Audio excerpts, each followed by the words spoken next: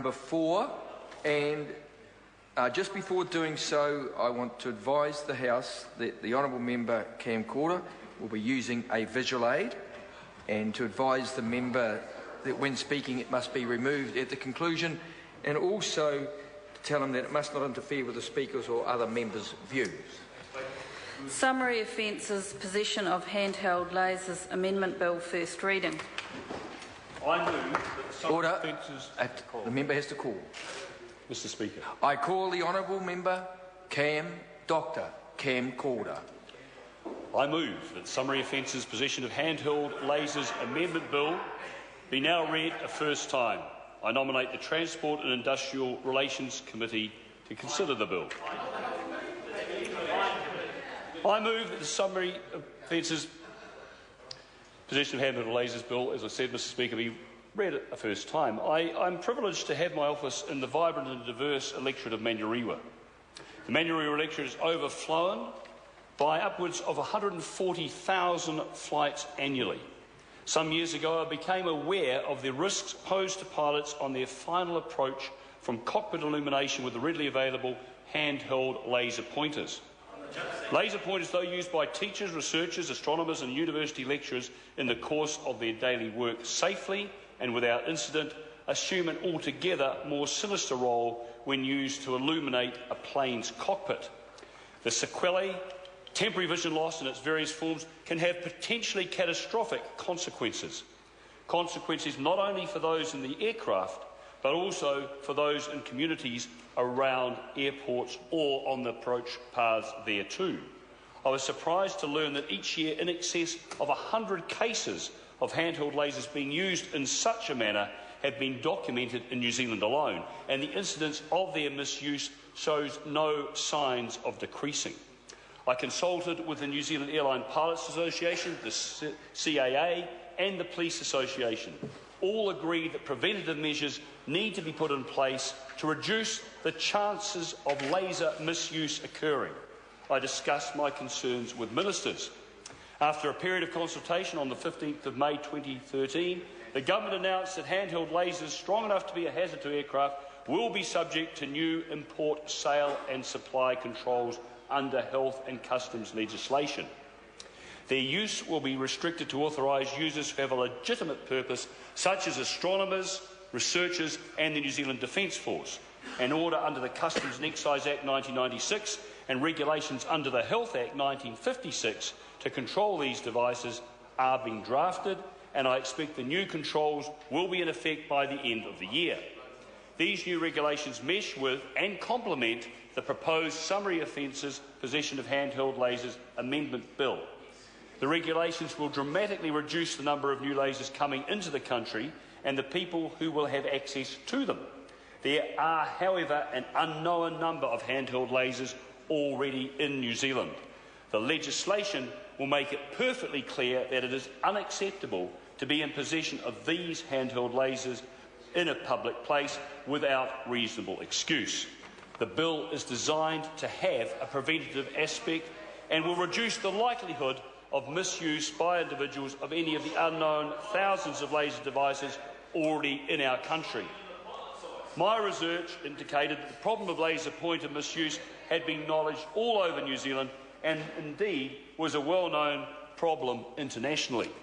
I was concerned to find there was currently no legislation to control the carriage of such a potentially offensive weapon, despite the Summary Offences Act, Section 13A, being enforced for the carriage of a knife in a public place.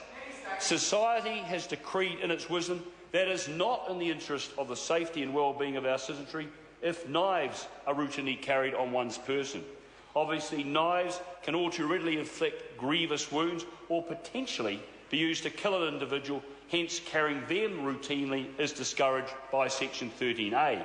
Section 13A could be said to have a preventative role.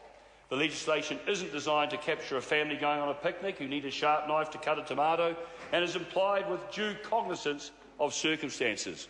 Obviously, a high-powered laser pointer has potential to cause visual damage to an individual, but because the range of a laser pointer can be measured in miles, the potential collateral damage of such visual disturbance to a pilot of an aircraft or driver of a large vehicle is huge. A simple trawl on the internet shows that high-powered lasers are readily available up to 800 milliwatts in power. They are advertised as 532 nanometre green lasers to impress even the serious professionals. The light can burst balloons, melt plastic, light matches and have a range of up to 60 miles. Yes, Mr Speaker, 60 miles. Handheld lasers range in size from a small pen to a torch and are readily carried in a pocket. Yet because of their ability to interfere with a person's vision at a huge distance, they are potentially far more dangerous than a simple knife. It's ridiculous that something so small can pack so much punch and yet its carriage remain completely uncontrolled. Laser pointers are available in a wide range of strengths, from a power level of less than 0.39 milliwatts, as seen in CD players or laser printers, so-called Class 1, right up to Class 4 with a level of 500 milliwatts or above, which may cause eye and skin damage even from reflected beams. Outdoor and industrial laser pointers belong to this category, but as we have mentioned, many lasers of this strength are easily carried in the hand and are virtually indistinguishable from the lower powered variety. This year already, we have seen further incidents where laser misuse has endangered the safety of the public in New Zealand. In late April, members of the House may recall 2 aircraft were targeted at Wellington Airport, one on takeoff, the other on landing. Airline company Jetstar laboured the laser strike highly irresponsible. Police Sergeant Brett Cousins, commenting on the laser strike from the airport, stated, "It could have caused multiple fatalities." Stu Julian from the Police Airline Pilots Association observed, "We haven't yet associated lasers with the same capability as a gun, but it can cause a loss of life." In early March, the New Zealand Herald outlined an incident from the Surely Some Mistake file. 2 particularly challenged young men thought it fun to engage with the police Eagle helicopter. Not content with illuminating the cockpit once, they did it half a dozen times for 5 to 10 seconds at a time and continued, according to the Crown Prosecutor, to inflict very intense flashes on the cockpit even as the chopper was hovering above them, directing a ground patrol onto them. Judge Nevi Dawson, in his summing up at sentencing, said the results could have been catastrophic. There was potential for very tragic consequences.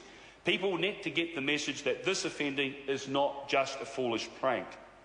Speaking of the case, New Zealand Airline Pilots Association President Glenn Kenny said, "The handheld laser threat is an ongoing public safety concern, and today's result should strengthen the safety message and make people think twice before they shine a laser at an aircraft." These individuals, because they were apprehended actually using a laser against a moving vehicle or aircraft, were successfully prosecuted under Section 270 of the Crimes Act.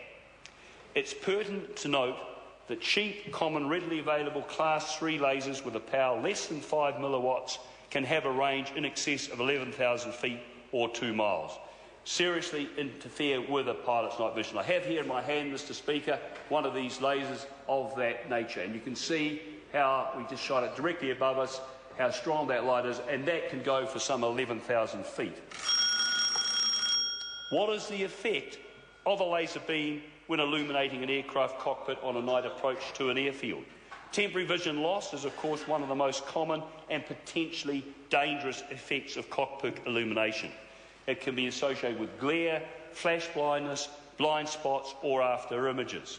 Glare is considered to be a temporary disruption in vision, caused by the presence of a bright light within an individual's field of vision and lasts as long as the light exposure. In flash blindness, the temporary loss of vision persists after the source of illumination has been removed.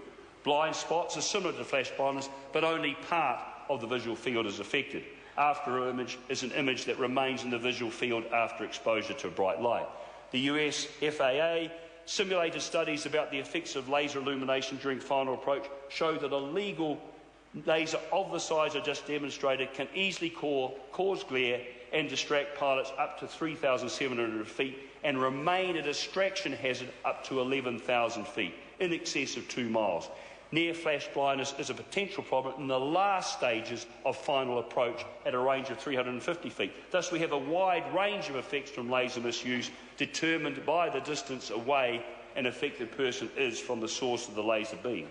As we have mentioned, serious consequences can also eventuate if laser beams are shone into the eyes of the driver of any moving vehicle. Imagine the consequences, Mr. Speaker, if a beam was shone into the eyes of a driver of a fuel tanker on the motorway at night. Imagine the consequences of the potential for tragedy of that event.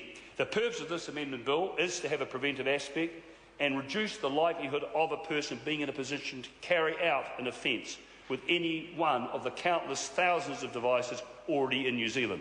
It will complement the effect of regulations restricting the importation, sale and accessibility of laser pointers. The bill will send a clear message that these devices are not toys, that they have the potential to cause significant harm, and that without reasonable excuse their carriage in a public place will not be tolerated. I seek the support of the House for the Summary Offences Possession of Handheld Lasers Amendment Bill to progress to Select Committee. The question is that the motion be agreed to. I call the honourable member.